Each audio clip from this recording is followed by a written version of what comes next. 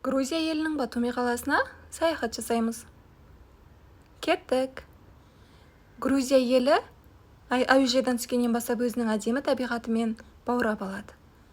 Батуми қаласына кіргенде сізді теңізге көрініс және әдемі аттракциондар мен би ғимараттар қарсы алады. Есіңізде сақтаңыз, Грузияда қонақ үйлерді таңғы астың кіруі өте қиын, сондықтан кафелерден тойып тамақтанып жүріңіз.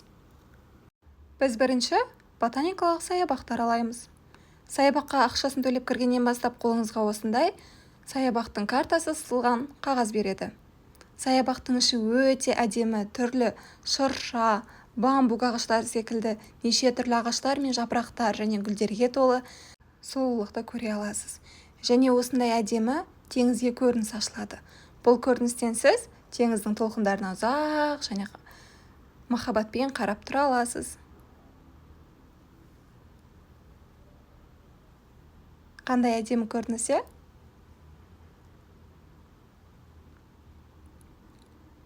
Теңіздің толқыны және оның дауысы адамды бірден баурап алады. Қалаға көрініс анық көрінбейтіндіктен осындай лампа арқылы үлкейтіп көруге болады. Бамбук ағаштары тура Қытайдың киноларындағыдай қап-қатты, және онда көптеген адамдар өздерінің есімдерін жазып кеткен. Егер саябақтың ішіне шаршасаңыз, осындай көлік арқылы өзіңіздің қалаған нүктеңізге жетуге болады. Отыратын орындықтар бар.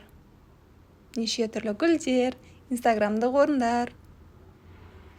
Қандай әдемі фотосессия жасауға болады, е?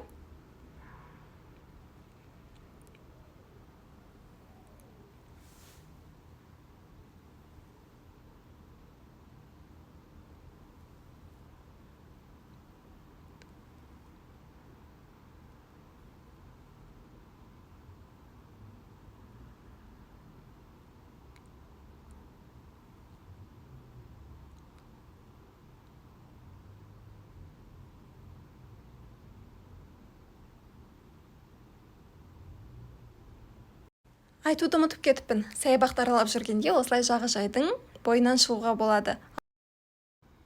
Күн өте ыстық болғаннан кейін осылай дүкеннен су алып алдық. Жазулары өте қызық. Келесі кездескенше.